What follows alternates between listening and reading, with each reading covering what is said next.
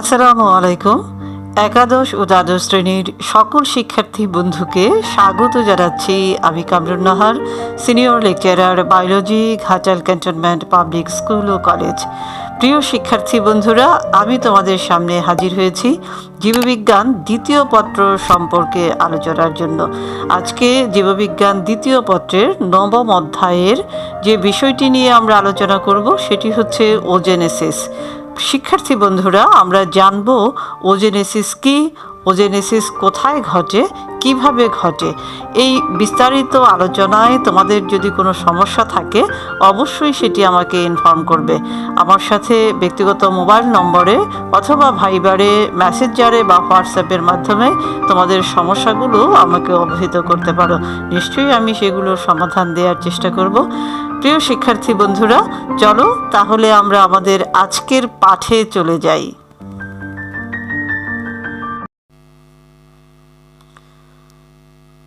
আমরা ক্লাসের শুরুতেই জেনে নিই ওজেনেসিস কাকে বলে। ডিম্বাশয়ে ডিম্বাণু সৃষ্টির প্রক্রিয়াকে ওজেনেসিস বলে। শিক্ষার্থী বন্ধুরা, ওজেনেসিস হচ্ছে যে প্রক্রিয়ায় ডিম্বাশয়ে ডিম্বাণু উৎপন্ন হয় তাকে ওজেনেসিস বলে। ওজেনেসিস স্পার্মাটোজেনেসিসের মতোই তিনটি ধাপে বা পর্যায়ে বিভক্ত। ধাপগুলো হচ্ছে সংখ্যা বৃদ্ধি পর্যায়, পরিবর্ধন পর্যায় এবং পূর্ণতা প্রাপ্তি পর্যায়। এই ছবিটির মাধ্যমে আমরা ওজেনেসিস প্রক্রিয়াটি বিস্তারিতভাবে বর্ণনা করব। শিক্ষার্থী বন্ধুরা, এখানে দেখতে পাচ্ছ যে একটি ডিম্বাশয়ে ফলোপিয়ান টিউব, ডিম্বাশয় ছবি দেওয়া আছে এবং এর ভিতরেই ওজেনেসিস প্রক্রিয়াটি সম্পন্ন হয়ে থাকে।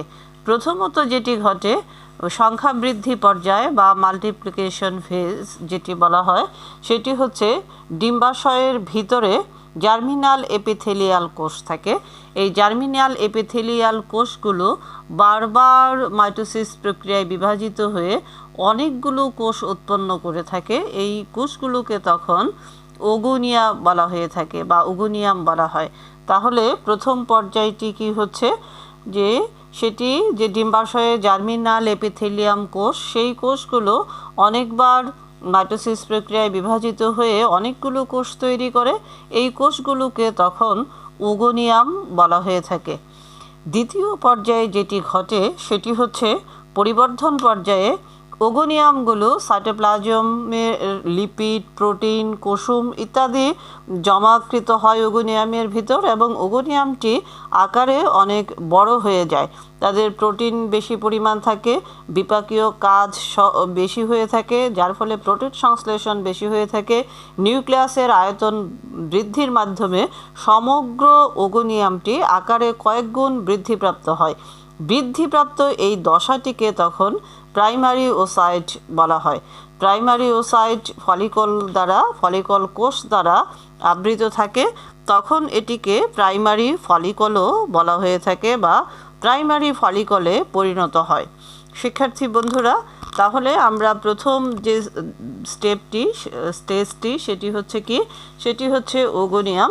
ওগোনিয়ামটি বৃদ্ধিপ্রাপ্ত হয়ে প্রাইমারি ওসাইটে পরিণত হয় এবং এর পরে যেটি ঘটে সেটি হচ্ছে মিউসিস প্রক্রিয়ায় ডিভিশন হয়ে থাকবে সেলটি এবং মিউসিস একে বিভাজিত হয়ে যায়।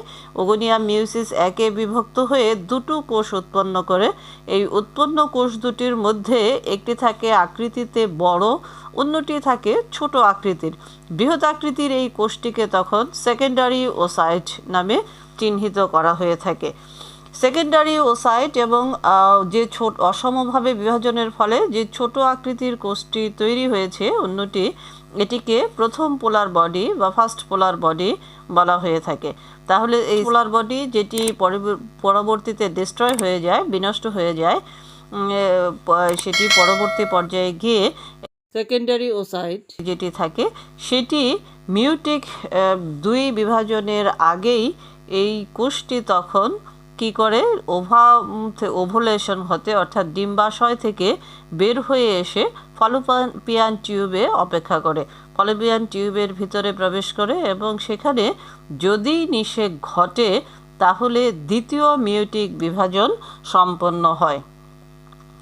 তাহলে শিক্ষার্থী বন্ধুরা, দেখা যায় যে প্রথমে আমরা প্রথম যেটি শুরু করেছিলাম সেটি কি ছিল, ওজেনেসিসের জন্য প্রাইমারি যে কোষটি ছিল, জার্মিনাল কোষ ছিল, সেই কোষটি বিভাজিত হয়ে কি করলো, অনেকগুলো কোষ উৎপন্ন করলো। সেই অনেকগুলো কোষকে তখন আমরা বলেছিলাম কি, ওগোনিয়াম। সেই কোষগুলোকে বলেছিলাম ওগোনিয়াম। ওগোনিয়াম পরবর্তীতে আকৃতিতে বড় হয়, পুষ্টিদ্রব্য, কুসুম, আরএনএ, প্রোটিন ইত্যাদি সংগ্রহ করে শোষণ করে, ফলে বড় আকৃতির প্রাইমারি ওসাইট গঠন করে। এই প্রাইমারি ওসাইট মিওটিক বিভাজনে চলে যায়। প্রথম মিওটিক বিভাজনের ফলে দুটো অসম আকৃতির কোষ তৈরি করে, একটি বৃহৎ আকৃতির কোষ তৈরি করে যেটিকে সেকেন্ডারি ওসাইট বলা হয়, এবং আরেকটি ছোট আকৃতির কোষ তৈরি করে যেটিকে পোলার বডি বলা হয়ে থাকে। বয়সন্ধিকালে মেয়েদের এই প্রাইমারি ফলিকল বৃদ্ধি লাভ করে থাকে, অর্থাৎ এটি ফলিকল কোষ দ্বারা আবৃত হয়, তখন এটাকে প্রাইমারি ফলিকলও বলা হয়। এই ফলিকল বৃদ্ধি লাভ করে, সাধারণত একটি বৃদ্ধি পরিণত হয়, অন্যগুলো বিলুপ্ত হয় বা বিনষ্ট হয়ে যায়। প্রাইমারি ফলিকল প্রাইমারি ফলিকলকে গ্রাফিয়ান ফলিকল নামেও অভিহিত করা হয়। বৃদ্ধিরত প্রাইমারি ফলিকলের অভ্যন্তরে প্রাইমারি ওসাইট ও প্রথম মিওটিক বিভাজনের মাধ্যমে সেকেন্ডারি ওসাইট তৈরি হয়ে থাকে, যেটি এবং পোলার বডি তৈরি হয়ে থাকে। প্রথম পোলার বডি মাইটোসিস প্রক্রিয়ায় বিভাজিত হয়ে দুটো পোলার বডি তৈরি করে পরবর্তীতে, এবং এই পোলার বডি যে পোলার বডিটি ছিল এটি আবার বিভাজিত হয়ে আরও দুটো পোলার বডি তৈরি করে, এবং এই দুটো পরবর্তীতে বিনষ্ট হয়ে যায়। সেকেন্ডারি ওসাইট যেটি থাকে, এই সেকেন্ডারি ওসাইট ডিম্বপাত ঘটে এটির, এবং এটি তখন ফলোপিয়ান টিউব বা ডিম্ব নালীতে অবস্থান করে থাকে। সেখানে দ্বিতীয় মিওটিক বিভাজনের জন্য অপেক্ষা করে। যদি এদের ইতিমধ্যে নিষেক বা ফার্টিলাইজেশন ঘটে, তখন দ্বিতীয় মিওটিক বিভাজন সম্পন্ন হয়, এবং এটি থেকে আরেকটি পোলার বডি তৈরি হয়। মোট 3টি পোলার বডি, দ্বিতীয় মিওটিক বিভাজন শেষে মোট 3টি পোলার বডি তৈরি হয়। এগুলো নষ্ট হয়ে যায় এবং একটি মাত্র ওভাম তৈরি হয়ে থাকে। এভাবে পূর্ণতা পর্যায়ে একটি প্রাইমারি ওসাইট থেকে একটি বড় ওটিড এবং 3টি ছোট পোলার বডি সৃষ্টি হয়। আচ্ছা, আমরা এখন পর্যন্ত দেখলাম ওটিড সেটি তৈরি হয়েছে। এই রূপান্তর পর্যায়ে গিয়ে ওটিডের তেমন কোনো পরিবর্তন হয় না, অল্প কিছু পরিবর্তনের মাধ্যমে তারা ওভাম বা ডিম্বাণুতে পরিবর্তন ঘটে, এবং নিষেকের প্রস্তুতি লাভের জন্য ভিতরে সামান্য কিছু পরিবর্তন ঘটে। ইতিমধ্যেই সকল পোলার বডিগুলোই কি হয়, বিনষ্ট হয়ে যায়।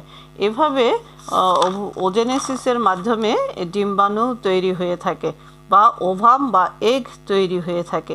খুব সরলভাবে যদি বলি তাহলে কি আছে, ডিম্বাণু সৃষ্টির জন্য কোথায় ডিম্বাণু সৃষ্টি হয়ে থাকে, সেটি হচ্ছে ডিম্বাশয়ে ডিম্বাণু সৃষ্টি হয়ে থাকে। ডিম্বাশয়ের যে জার্মিনাল এপিথেলিয়াল কোষগুলো আছে, সেই জার্মিনাল এপিথেলিয়াল কোষগুলো প্রথমে মাইটোসিস প্রক্রিয়ায় বিভক্ত হয়ে অসংখ্য কোষ তৈরি করে থাকে, তখন সেগুলোকে ওগোনিয়াম বলে। ওগোনিয়াম বৃদ্ধিপ্রাপ্ত হয়ে অনেক বড় আকৃতি ধারণ করে তখন প্রাইমারি ওসাইট তৈরি করে। প্রাইমারি ওসাইট মিওসিস 1 বিভাজনের মাধ্যমে একটি পোলার বডি এবং সেকেন্ডারি ওসাইট তৈরি করে। সেকেন্ডারি ওসাইট থেকে ওটিড তৈরি হয়ে থাকে, এবং ওটিড অল্প কিছু পরিবর্তনের মাধ্যমে এগ বা ওভামে পরিণত হয়। এভাবে ওজেনেসিস প্রক্রিয়ায় ডিম্বাণু তৈরি হয়ে থাকে। শিক্ষার্থী বন্ধুরা, তাহলে মানুষের ডিম্বাণুটি কেমন হয়ে থাকে সেটি আমরা এখন দেখব। এটি একটি ডিম্বাণু, মানুষের ডিম্বাণুর ছবি। মানুষের ডিম্বাণু মাইক্রোস্কোপিক, খুবই ক্ষুদ্র আকৃতির হয়ে থাকে, এবং এই ডিম্বাণুটি আগেই বলেছি যে সেটি কি করে, প্রথম মিওসিস বিভাজন শেষে ফলোপিয়ান টিউবে অপেক্ষা করে নিষেকের জন্য, নিষেকের পরে দ্বিতীয় মিওটিক বিভাজন সম্পন্ন করে থাকে, এবং দ্বিতীয় মিওটিক বিভাজন শেষ হওয়ার পর যে ওভামে বা ডিম্বাণুতে পরিণত হয় তার স্ট্রাকচারটি এ ধরনের হয়ে থাকে। ডিম্বাণুর ভিতরে ডিম্বাণুর যে সাইটোপ্লাজম তাকে ওপ্লাজম বলা হয়ে থাকে। ডিম্বাণু একটি আবরণ দিয়ে আবৃত থেকে থাকে, এগ মেমব্রেন বলা হয়ে থাকে আবরণকে, একটি আবরণ দিয়ে আবৃত থেকে থাকে এবং এর পাশে যখন সেটি ফলিকল আকারে বের হয়ে আসে তখন এর চারপাশে আরেকটি আবরণ গ্লাইকোপ্রোটিন সমৃদ্ধ একটি আবরণ দ্বারা আবৃত হয়, যেটি এই আবরণটিকে বলা হয় জোনা প্যালোসেটা বলা হয়ে থাকে। এই আবরণটির নাম হচ্ছে জোনা প্যালোসেটা এবং সাইটোপ্লাজম এগ মেমব্রেনের মাঝখানে একটি তরলপূর্ণ ফাঁকা স্থান তৈরি হয়ে থাকে। এই তরলপূর্ণ ফাঁকা স্থানটিকে পেরিভিটেলাইন মেমব্রেন বলা হয়। একটি নিউক্লিয়াস, বড় আকৃতির নিউক্লিয়াস, সাধারণত নিষেকের আগে কিছুটা পাশের দিকে থাকলেও নিষেকের সময় সেটি মাঝখানে অবস্থান করে থাকে। আর এই পেরিভিটেলাইন স্পেসে বা মেমব্রেনের মধ্যে দ্বিতীয় পোলার বডিটিকে সাধারণত অবস্থান করতে দেখা যায়। এই হচ্ছে, এবং ডিম্বাণুর চারপাশে অসংখ্য কোষ থাকে, ফলিকল কোষ থাকে। এই ফলিকল কোষের যে স্তর আছে এটিকে করোনা রেডিয়াটা বলা হয়। ডিম্বাণু ওভুলেশনের সময় এই ফলিকল কোষগুলো বিচ্ছিন্ন হয়ে যায় বা ঝরে পড়ে, এখান থেকে বিচ্ছিন্ন হয়ে যায় বা ঝরে পড়ে। এই হচ্ছে মানুষের একটি ডিম্বাণুর চিত্র। শিক্ষার্থী বন্ধুরা, আশা করি ওজেনেসিস কি, ওজেনেসিস কাকে বলে, ওজেনেসিস কিভাবে ঘটে এবং মানুষের ডিম্বাণুর যে গঠন সেটি তোমরা বুঝতে পেরেছো।